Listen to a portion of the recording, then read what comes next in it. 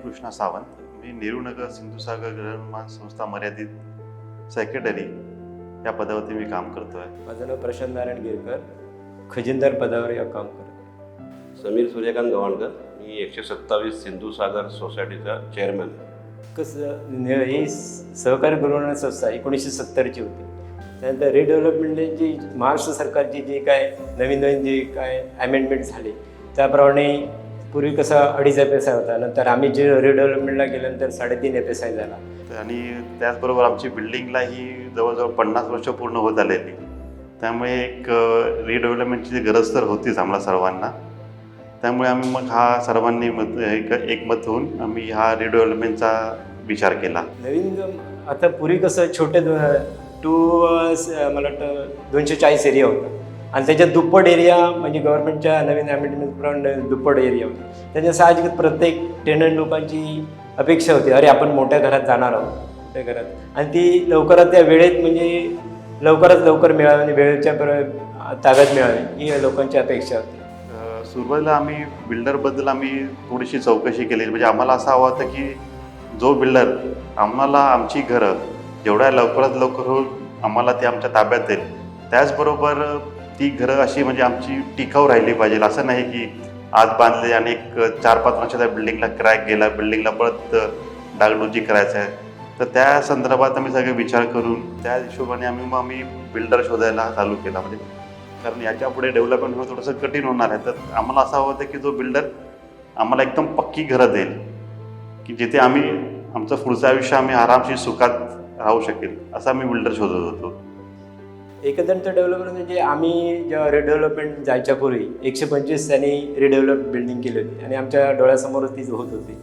तर आम्ही बघितलं की ती बिल्डिंग त्यांनी व्यवस्थित म्हणजे कन्स्ट्रक्शन ज्या पद्धतीत पाहिजे त्याला म्हणजे पूर्ण त्या पद्धतीत मग आम्ही पण आमच्या कमिटीबद्दल मीटिंग झाली सगळ्यांची, त्या 40 टेनंट लोकांची मीटिंग झाली. आम्ही ठरवलं की काय करायचं. आमच्याकडे पण बऱ्याच कोटेशन झाल्या होत्या. बाजूची बिल्डिंग आम्ही बघितली, त्यांनी कशी पद्धतीने बांधली होती.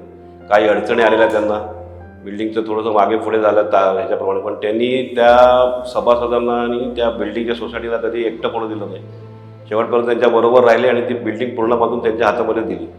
आणि या गोष्टी आम्हाला म्हणजे आवडल्या त्यांच्या, म्हणून आम्ही या बिल्डरच्या इथे गेलो. बाबा काही जरी अडचण आली तरी ते आमचं जी वास्तू आहे ते आम्हाला पूर्ण करून देणार आमच्या हातामध्ये.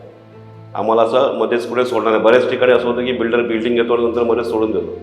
आम्ही त्यांचं काम सुरुवातीपासून म्हणजे ती बिल्डिंग पाडण्यापासून ती बिल्डिंग उभं राहापर्यंत आम्ही त्या बिल्डिंगचं एकूण एक काम आम्ही आमच्या डोळ्यात एकच बघितलेलं होतं. आणि बाकीचे बिल्डर्स आम्ही असं बघायला गेलो तर तेवढं आम्हाला असं ताकदीचे वाटले नाहीत.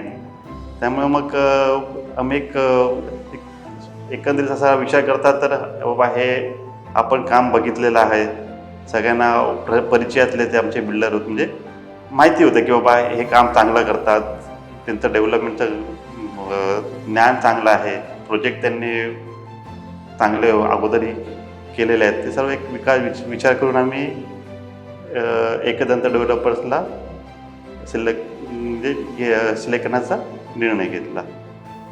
घरं आमची भरपूर जणांची घरं त्यांच्या मालकीची नव्हती, म्हणजे त्यांच्या आईवडिलांच्या मालकीची होती किंवा तिथे काही डिस्प्यूट होत आहे, असे सगळे प्रॉब्लेम्स होते. तर ते सगळे प्रॉब्लेम्स सॉल्व करून परत पेपर वर्क करून त्याच्यानंतर लीगल जे फॉर्मॅलिटी असेल ते पूर्ण करायची आहे.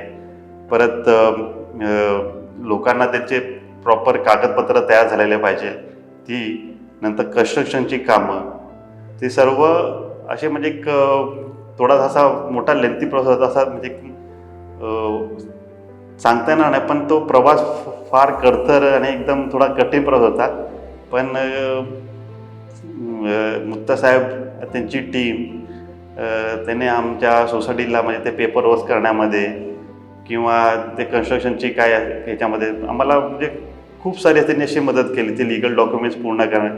त्यामुळे भरपूर जणांची जे लिगल फॉर्मॅलिटी होती ती अगोदर पूर्ण आम्ही करून घेतली.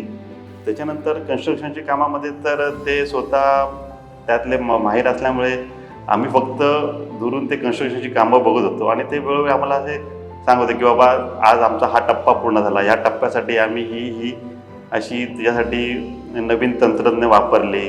जसं शुअर शुअर पायलिंग ही अद्यापही नेहरूनगरमध्ये कुठे वापरली जात नाही आहे.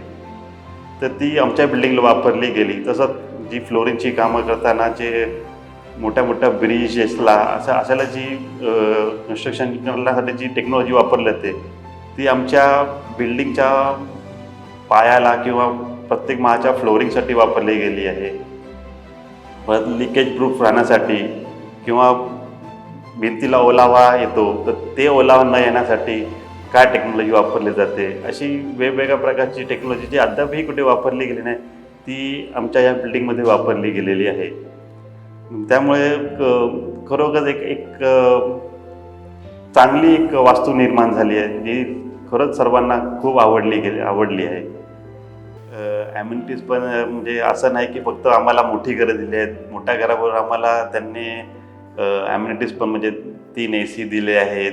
जे आतमधले जे फ्लोरिंग्स किंवा बाथरूम्स किचन्सला जे काम केले आहेत ती पण अशी छोटे मोठे आहेत. इकडे पण जे फिटिंग्स वापरले गेले आहेत ते पण जे नंबर 1 क्वालिटीचे फिटिंग्स आहेत ते फिटिंग्स वापरले गेलेले आहेत. पार्किंग ही जी DCRच्या नॉर्म्स असतील त्या नॉर्म्सच्या हिशोबाने सगळी ती पार्किंग अलॉटमेंट झालेली आहे.